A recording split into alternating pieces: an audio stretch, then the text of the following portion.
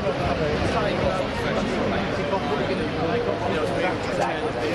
watch the records? Yeah, I will.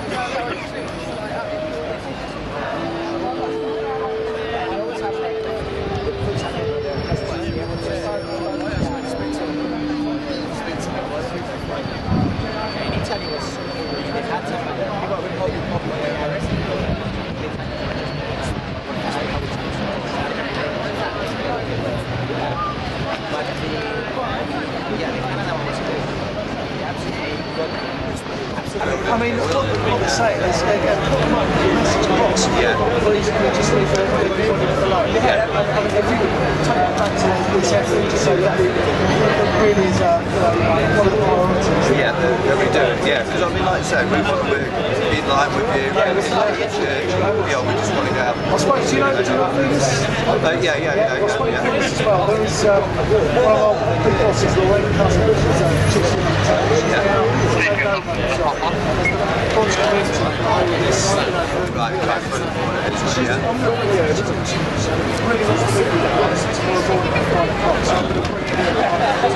Right, yeah. You just go to the assembly and she'll be that ask for this. She's a good decision. There's things that you need doing. She can do things fast time. She thinks it's a good idea. It's necessary. Yeah. You should Good job. We left on home the other day. I know a lot of people. Well, that's all. Yeah, it was really hard doing it. Can we have some people reading tomorrow? It might have done top the Yeah. Like, even if it's like a general incentive, she can speak to you. I say, let's just how she's willing to help out. Yeah, it's going to be a bit of I think it'd be really cool to engage with that, to speak to her. She's going to be We've just set up now, tonight, was there, the boys, we've set up Occupy FC, and what I'd like to ask you tomorrow is if we could have a mixed game of football with you officers, which shows that we are getting on together. I think that's a great idea. Well, I'll tell you what, you can certainly put that to her. Yeah. I'm not sure what the response would be. Well, it's there. I do, we'll give them a good knock for money.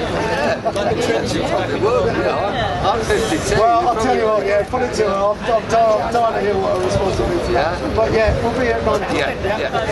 I'm going to be here sort of throughout the week, and I'm like the camp liaison, so I'm the sort of first port of call. Myself and one other guy, John, to Shane. Yeah. So if you see me and you need to discuss it, please come out and chat with me.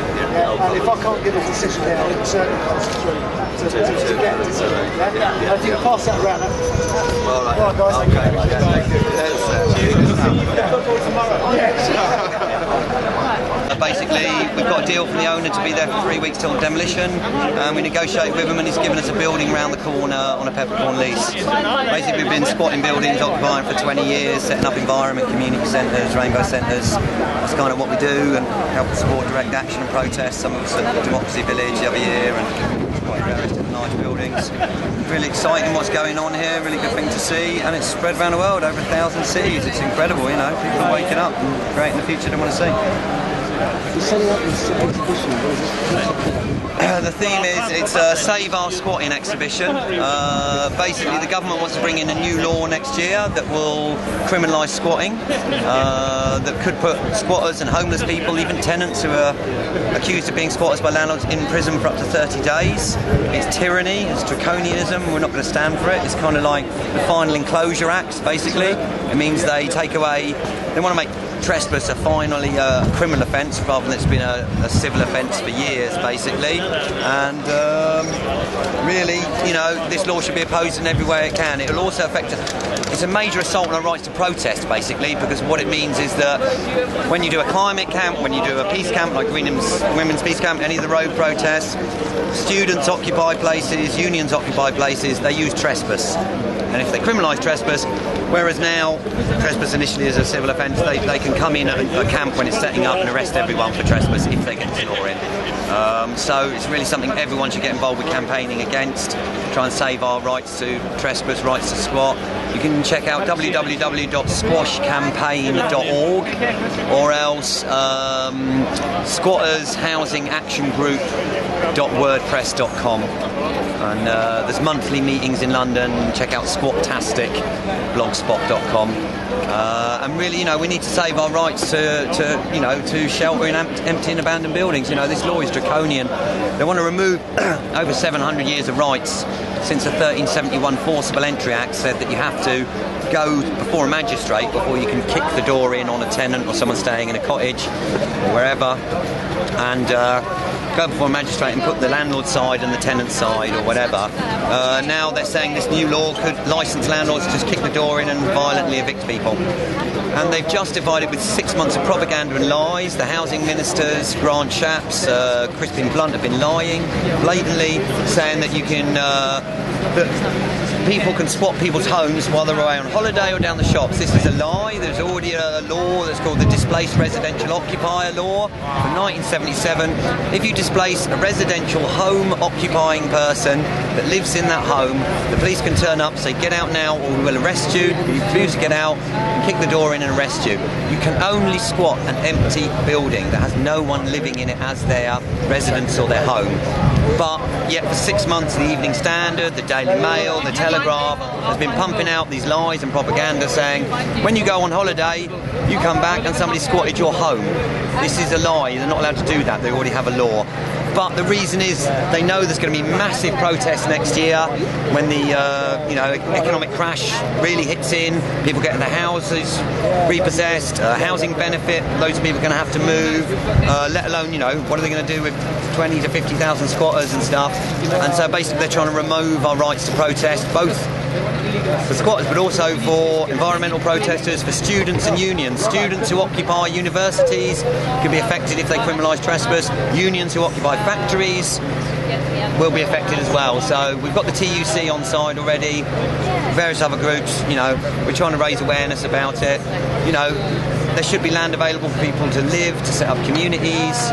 There should be some of the 725,000 empty buildings in the UK turned over for people to have homes, projects, workspaces, this that and the other. I mean, now there is a big global movement. The 1% has stopped, the 99% want some of the global commons returned and to come back so that everyone has space to live, space to create, space for homes, projects.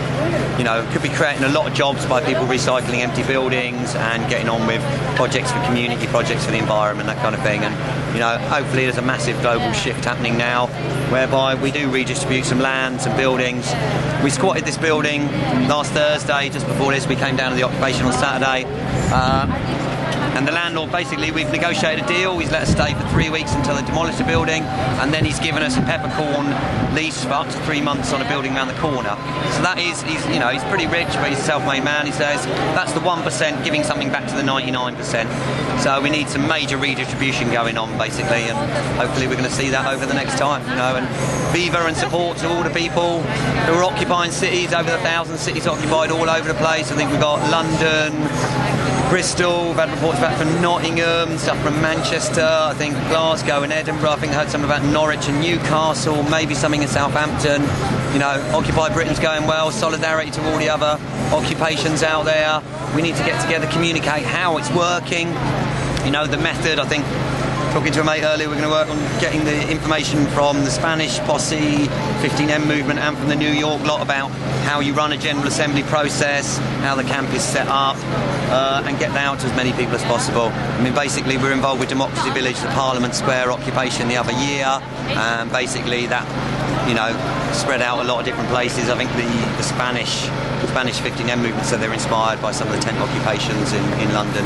So Tahrir Square's inspired the world, New York's inspired the world, London's inspired the world, Spanish, all over. We're all inspiring each other. Let's just keep occupying, reclaim the future, keep networking. One love.